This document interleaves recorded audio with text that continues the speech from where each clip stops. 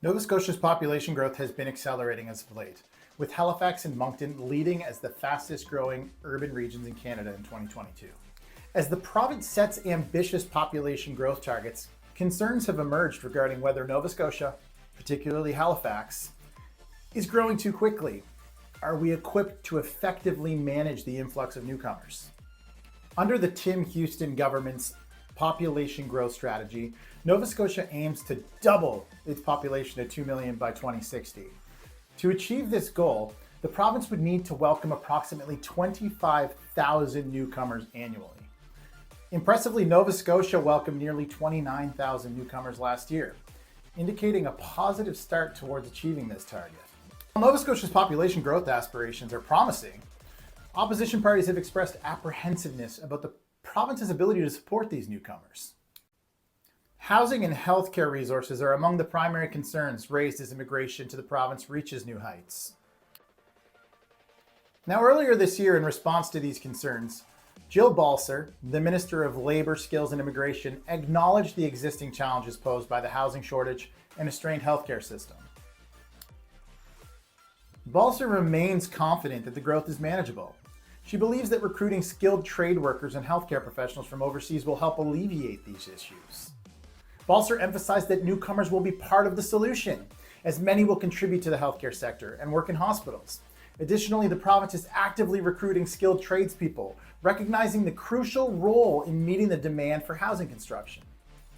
Duncan Williams, the CEO and president of the Construction Association of Nova Scotia, recently discussed the housing and construction challenges on the Insights with Don Mills and David Campbell podcast. I recommend it. Mr. Williams highlighted the shortage of workers in the construction industry and estimated that Nova Scotia would need to hire 11,000 new workers by 2030 merely to replace the retiring ones. Now, to support a population of 2 million people, the province would need to build 13,000 to 15,000 new homes annually, a far greater pace than the current rate of less than 6,000. Addressing the housing deficits required to meet these population targets would require overcoming various borders.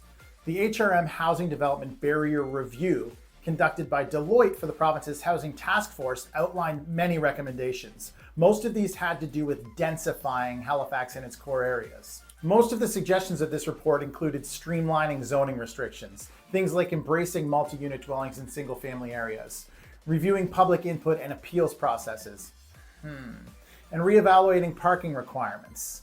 All measures, like I said, which seek to densify Halifax and its core areas. And while this report was generally well received, concerns were raised regarding affordable housing and transit.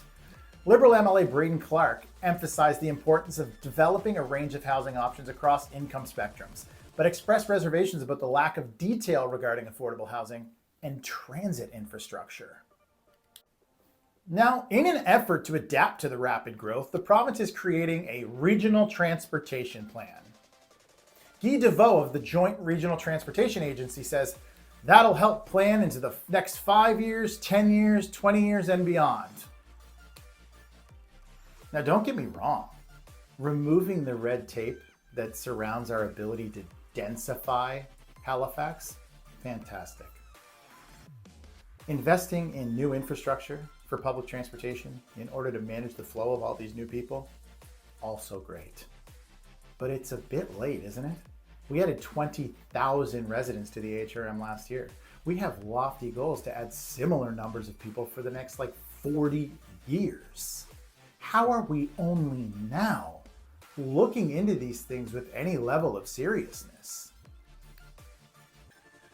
Now, it's my belief that as Nova Scotia navigates its growth trajectory, it's going to be crucial to strike a balance between managing these population targets, providing affordable housing so that everyone has a safe place to call home, and enhancing the required transit infrastructure.